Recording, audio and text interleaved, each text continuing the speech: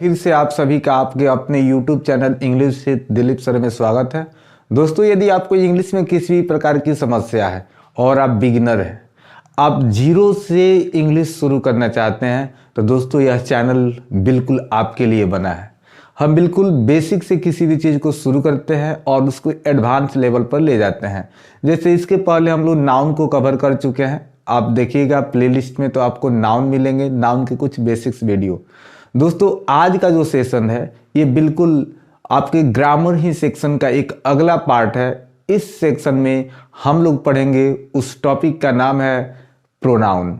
दोस्तों, हमारा ये प्रोनाउन क्या होता है, आखिर हम किसी सेंटेंस में प्रोनाउन का प्रयोग करते क्यों है, ये समझना बहुत जरूरी है।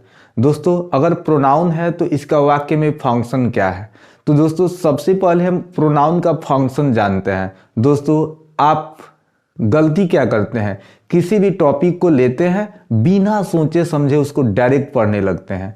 हमको जानना है, आपको जानना है किसी भी टॉपिक का फंक्शन। जैसे हम नाउन पढ़ रहे हैं तो नाउन का क्या फंक्शन है, अगर हम प्रोनाउन पढ़ रहे हैं तो उसका फंक्शन क्या है, और वाक्य में वो कहाँ आता है, किस जगह आता है और किस प्रकार आता है। जैसे याद रखिएगा, अगर आपका कोई प्रोनाउन है, कोई भी दोस्तों आपका प्रोनाउन है, तो याद रखिएगा इसका जो काम होगा वो या तो आपका सब्जेक्ट बनेगा या ऑब्जेक्ट बनेगा। जो आपका प्रोनाउन है या तो सब्जेक्ट बनेगा या ऑब्जेक्ट बनेगा। दोस्तों, यदि वह प्रोनाउन है तो किसी वर्ब का सब्जेक्ट बनेगा, और ऑब्जेक्ट है तो दोस्तों किसी भी वाक्य में ऑब्जेक्ट दो जगह आता है। इस बात को सदैव याद रखिएगा, पहला ट्रांजिटिव वर्ब के बाद और दूसरा आपका प्रीपोजिशन के बाद।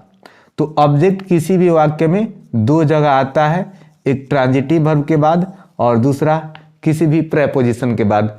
दोस्तों, प्रोनाउन मतलब noun equivalent word, it is used to stop the repetition of a noun. तो याद रखिएगा, आप इसे नोट कर सकते हैं। प्रोनाउन है तो ये काम करेगा किसी वाक्य में सब्जेक्ट का या ऑब्जेक्ट का। ऑब्जेक्ट है तो ट्रांजिटिव वर्ब का ऑब्जेक्ट होता है और प्रेपोजिशन का ऑब्जेक्ट होता है। अब दोस्तों, ये तो हो गया इसका फंक्शन कि यह इसका काम है, और वाक्य में किसी वाक्य में आता है तो या तो सब्जेक्ट का काम करेगा या ऑब्जेक्ट का। लेकिन प्रश्न आता है कि हम आखिर प्रोनाउन का प्रयोग क्यों करते हैं। जब हमारे पास नाउन है तो फिर हम प्रोनाउन का प्रयोग क्यों करते हैं। अब दोस्तों, जैसे एक छोटा सा एग्जाम्पल है, जैसे आप सभी लोग रामायण के पात्र से परिचित होंगे। अगर हम कहें कि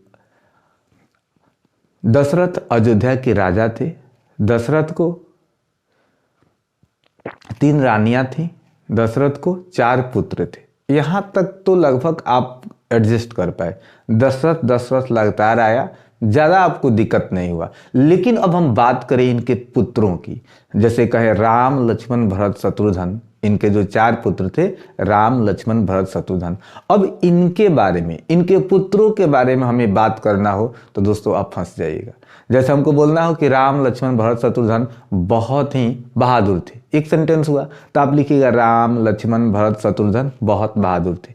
फिर अगले सेंटेंस में, उसी पैराग्राफ में आपको लिखना हो कि राम लक्ष्मण भरत शत्रुघ्न एक दूसरे से प्रेम करते थे, और फिर एक और सेंटेंस लिखना हो कि राम लक्ष्मण भरत शत्रुघ्न एक दूसरे का मदद करते थे। तो दोस्तों, आपका जो पैराग्राफ होगा ना, आधा पैराग्राफ सिर्फ राम लक्ष्मण भरत शत्रुघ्न के नाम से भर जाएगा।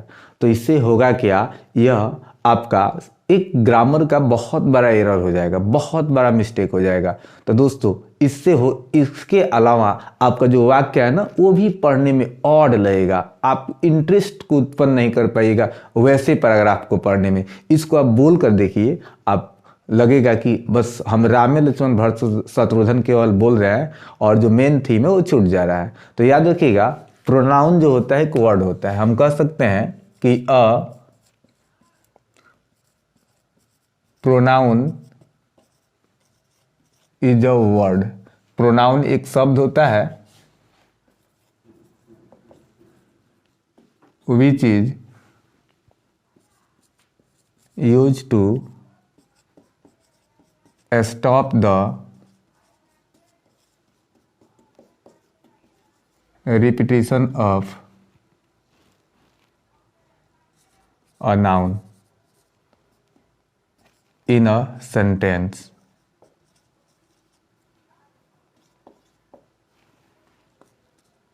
देखिए, किसी भी वाक्य में हम प्रोनाउन का प्रयोग करते हैं नाउन की रिपीटिशन को रोकने के लिए, पुनरावृत्ति को रोकने के लिए। जैसे अ प्रोनाउन इज अ वर्ड, यदि दोस्तों आप बिगिनर हैं तो देखिए इसका हिंदी कैसे निकलेगा।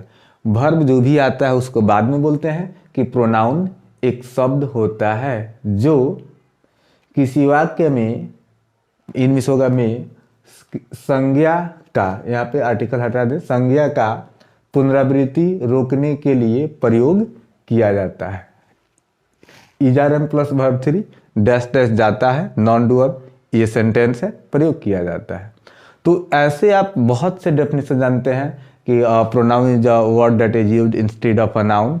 तो जो भी नाउन को रिप्लेस करता है दोस्तों वो आपका होता है प्रोनाउन। तो ये जो प्रोनाउन होते हैं ये 10 प्रकार के होते हैं दोस्तों। कितने प्रकार के होते हैं? 10। इसमें आपका आप हेडिंग डाल सकते हैं दोस्तों, kinds of pronoun.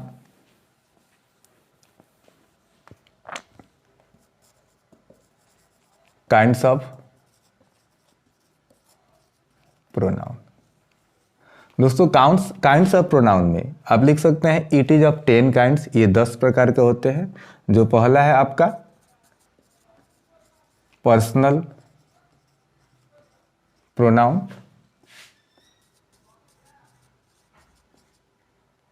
Possessive pronoun,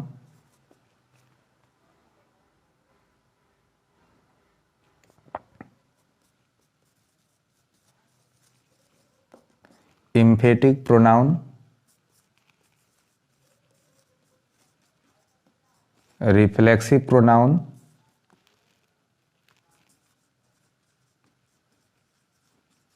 reciprocal pronoun. इसके अलावा आपके जो है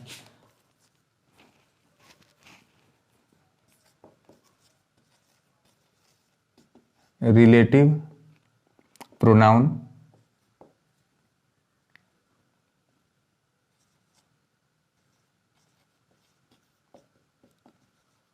इंडेफिनिट प्रोनाउन,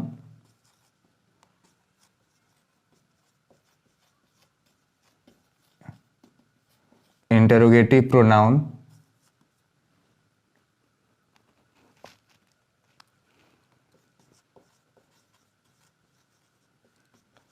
डेमोन्स्ट्रेटिव प्रोनाउन और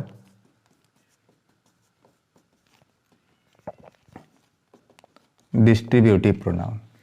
तो दोस्तों ये रहे आपके प्रोनाउन के प्रकार। इसका आप स्क्रीनशॉट ले सकते हैं ताकि आपको इसको पढ़ने में सुविधा होगी।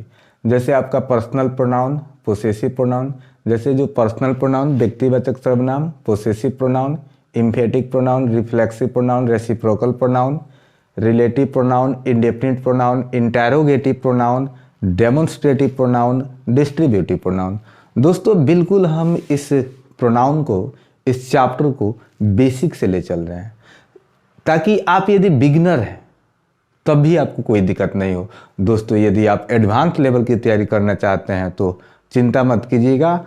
इसी वीडियो सीरीज में हम आपको बिल्कुल 0 टू एडवांस लेवल पे ले चलेंगे, जिससे आपके विविध प्रकार के कंपटीशन जो होते हैं आप इससे उसकी तैयारी कर सकते हैं। इससे बहुत मदद मिलेगा आपको। तो इसलिए दोस्तों वीडियो को अंत तक देखिएगा और चैनल पे नए हैं तो चैनल को सब्सक्राइब कर लीजिएगा और वीडियो अच्छा लगे तो अपने दोस्तों के पास शेयर कीजिए ताकि हर किसी को यह वीडियो मिल सके।